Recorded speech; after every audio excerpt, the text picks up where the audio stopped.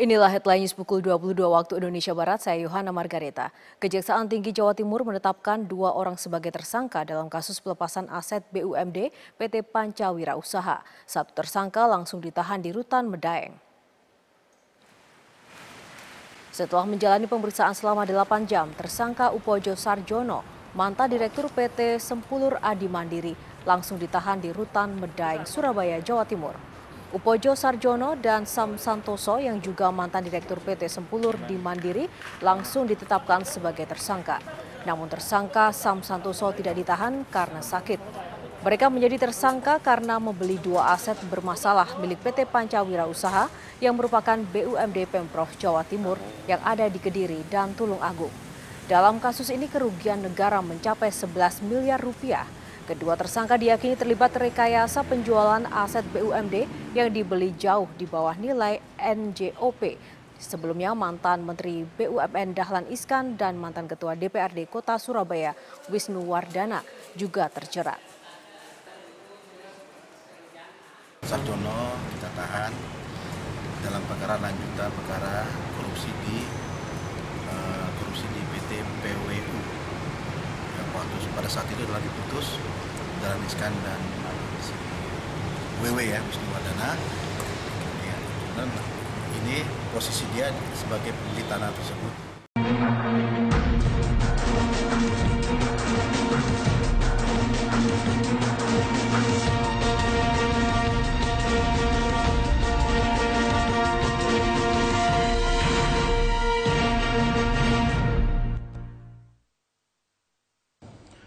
Selamat malam pemirsa, kita berjumpa lagi dalam Prime Time Talk. Kali ini bersama saya Doni The Kaiser.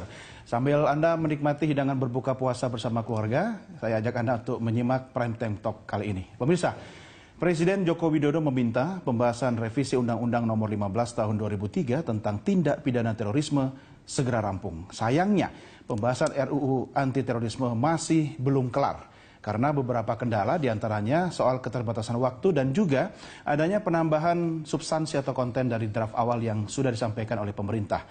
Sementara itu Koalisi Masyarakat Sipil menilai pembahasan revisi anti terorisme atau undang-undang anti terorisme ini jangan sampai merusak mekanisme criminal justice system dan akan berlawanan dengan arus reformasi yang sudah menghasilkan capaian positif. Selanjutnya, RUU anti terorisme harus mampu menghasilkan mekanisme hukum yang akuntabel untuk menguji adanya upaya paksa dalam penangkapan, penahanan, penggeledahan, dan penyitaan yang dilakukan untuk menjamin terpenuhinya hak asasi manusia. Membahas hal itu pemirsa, kita akan diskusikan bersama narasumber. Telah hadir di studio anggota Pansus RUU Terorisme dari fraksi Demokrat, Syarif Hasan, dan pengamat militer Jaleswari Pramoda Wardani yang juga Deputi 5 dari kantor staf Presiden. Selamat bergabung Bu Dani, Pak Syarif, apa kabar? Ya, selamat malam. Sehat semua? Ya, Assalamualaikum. Waalaikumsalam warahmatullahi. Pak Syarif, puasa lancar? Insya Allah, amin. Alhamdulillah. Amin. Insya Allah. Pak, menjawab judul kita dulu nih, soal terorisme. Bagaimana komentar Anda nih? Kaitannya undang-undang kita nih, jalan di tempat atau bisa gol ini segera? Ya, sebenarnya pembahasan di DIM, di pansus terorisme ini sudah berjalan dengan bagus. Kira-kira kurang lebih sekitar ada 50 DIM lagi yang belum selesai. 50 ya? Tetapi 50 ini termasuk sedikit atau banyak Pak? Termasuk sedikit. Sedikit, oke. Ya. Karena apa? Saya katakan sedikit karena masalah-masalah yang substansi itu kelihatannya sudah akan terselesaikan. Apalagi kemarin ada statement dari Bapak Presiden supaya TNI diberi peran langsung di dalam rancangan undang-undang penanggulangan terorisme ini. Nah, ini suatu signal yang sangat bagus. Karena almost khususnya fraksi Partai Demokrat ya, itu sangat mendukung agar TNI itu terlibat di dalam hal penanggulangan terorisme. Bukan cuma sunnah ya, tapi wajib ya. Ya, wajib. Kalau selama ini kan atas permintaan Polri atau Presiden yang merintah. Dapat dipastikan hampir semua fraksi memang mendukung. Sekalipun di dalam rapat dengar pendapat dengan beberapa stakeholders yang berkepentingan itu ada pro dan kontra. Tetapi pada dasarnya kita itu menginginkan agar apa yang dimiliki oleh TNI dan apa yang dimiliki oleh Polri itu bisa kalau bisa disatukan, bahkan dari intelijen juga disatukan untuk bersama-sama menanggulangi masalah terorisme ini. Pak, kalau kita bicara DIM yang tadi Anda sampaikan kan masih kurang lebih 50 DIM yang sebenarnya bisa selesai dalam waktu singkat. Tapi RUU ini kan sudah 1 tahun nih bolak-balik dibahas di gedung parlemen gitu kan. Yang dimaksudkan dengan pasal atau konten yang krusial itu apakah salah satunya soal keterlibatan TNI tadi? Exactly. Salah satunya adalah menyangkut masalah pro dan kontra tentang bagaimana agar TNI bisa dilibatkan dalam hal penanggulangan terorisme. Nah, kalau kita melihat sebenarnya salah satu tugas daripada TNI dari 10 tugas selain perang itu itu adalah salah satu menyangkut adalah tentang penanggulangan terorisme. Dan sayang kalau tidak dilibatkan, apalagi kemampuan TNI mumpuni dan bisa betul-betul dimanfaatkan. Berdasarkan data empiris selama ini memang juga TNI cukup banyak berperan. Kita lihat masalah kasus di Poso misalnya. Ya itu sangat kolaborasi antara TNI dan Polri membuat satu hasil yang sangat maksimal.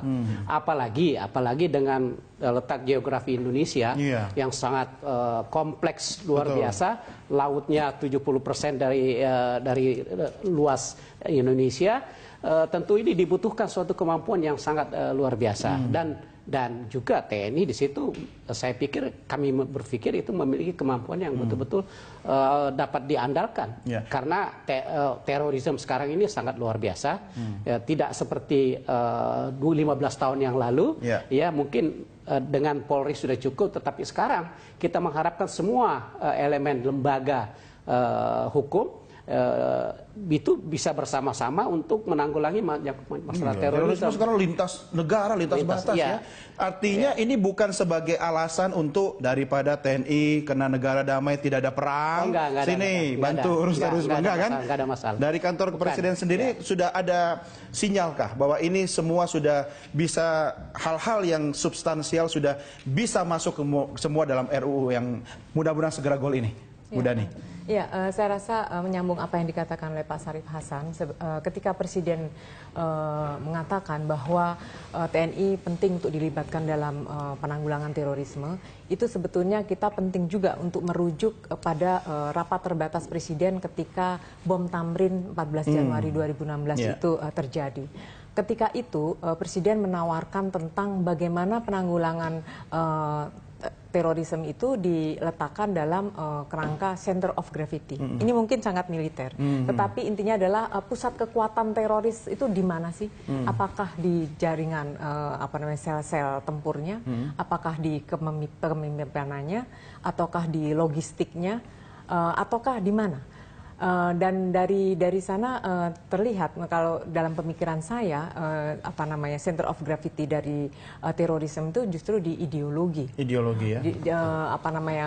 Pemimpin bisa berganti-ganti. Jaringan logistik bisa kalau kita bandingkan dengan tahun 2000-an, jaringan logistik mereka jauh lebih kuat gitu. Jadi benar bahwa 10-15 tahun lalu dibandingkan dengan kondisi hari ini, saya rasa terorisme sudah bermetamorfosis demikian kuat. Dia tidak lagi memiliki hierarki komando yang padu kemudian baru bergerak ketika di jaringan atas langsung bergerak, tapi ini sudah individu-individu juga. Sporadis dong. Dan sporadis dan kita tahu kemarin di Kampung Melayu adalah salah satunya.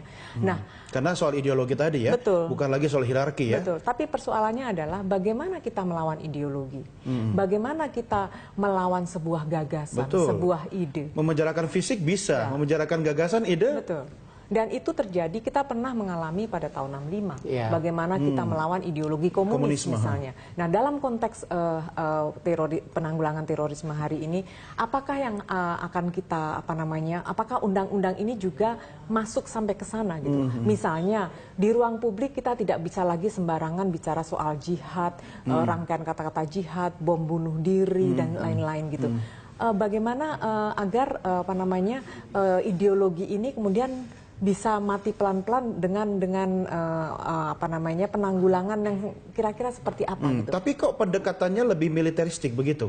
Ini RUU ini sebenarnya upayanya preventifkah atau antisipasi atau penanganan terorisme itu sendiri? Mas, kalau saya melihat ya, teror ini adalah memiliki spektrum, karakter spektrumnya sendiri. Misalnya, apakah teror ini diletakkan hanya sebagai tindak pidana, kriminal saja, ataukah dia diletakkan sebagai bagian dari keamanan nasional atau keamanan internal segala macam, ataukah ia diletakkan sebagai teror, ataukah ia diletakkan sebagai perang? Karena cara kita meletakkan teror ini dalam spektrum yang beda-beda ini implikasinya adalah bagaimana kita melakukan. Misalnya kalau dalam kriminal, polisi yang menjadi yang ngelit ini. Terus kemudian kalau kita bicara soal ini adalah keamanan nasional, kita bisa merujuk kepada misalnya Singapura dan Malaysia. Ini artinya yang bergerak dulu itu badan-badan intelijennya. Terus kemudian kalau kita bicara soal teror adalah teror, kita bisa melihat ke Amerika, bagaimana mereka memberlakukan Patriot Act misalnya. Dan kemudian perang itu Rusia, Amerika, terus kemudian pasukan NATO yang untuk melegitimasi mendeploy pasukan mereka di Suriah, Baghdad dan lain-lain.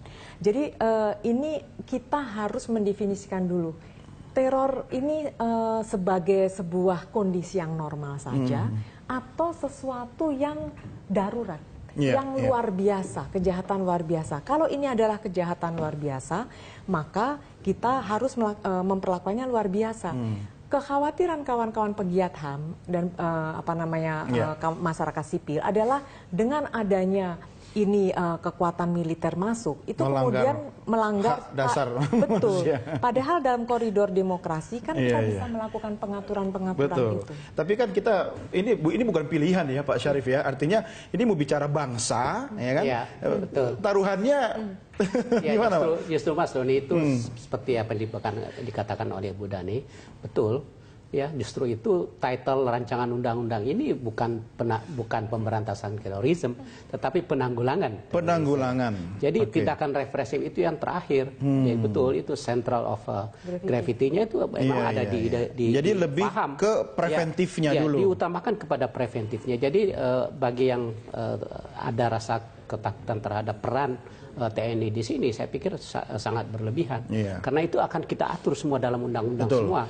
Kita akan atur di dalam menyangkut masalah lokalisasi terduga, kemudian penahanannya, penyadapannya, itu semuanya kita akan atur di dalam undang-undang ini. Begitupun juga terorisme ini kan bukan hanya menyangkut masalah kriminal. Jadi kalau ada domainnya tentang kriminal ya silahkan polisi. Kita juga sedang memikirkan bagaimana siapa sih sebenarnya badan yang akan memberikan akan mengatur tentang hal semua ini. Tentu kita memikirkan bahwa ada satu badan yang sekarang belum maksimal, yaitu BNPT. BNPT. Nah, nggak perlu bentuk badan baru lagi kan? Tidak, ya ini satu opsi. Tetapi lagi-lagi ini tergantung presiden. Kami kan hanya mengatur undang-undangnya, payung hukumnya. Implementasinya, eksekusinya oleh eksekutif. Nah, justru itu kami mengharapkan setelah undang-undang selesai, tentunya diharapkan peraturan pemerintahnya itu segera dipersiapkan. Paling tidak, Pak Syarif, Bu Dani, bahwa hal-hal yang krusial yang selama 1 tahun dianggap jalan di tempat sudah selesai, sudah clear kan? Yang terakhir kan kita sempat pro kontra soal TNI dilibatkan atau tidak gitu kan? Kita lanjutkan segmen berikutnya, Bapak sekalian, dan pemirsa tetap bersama kami untuk melanjutkan Prime Time Talk. Kami segera kembali.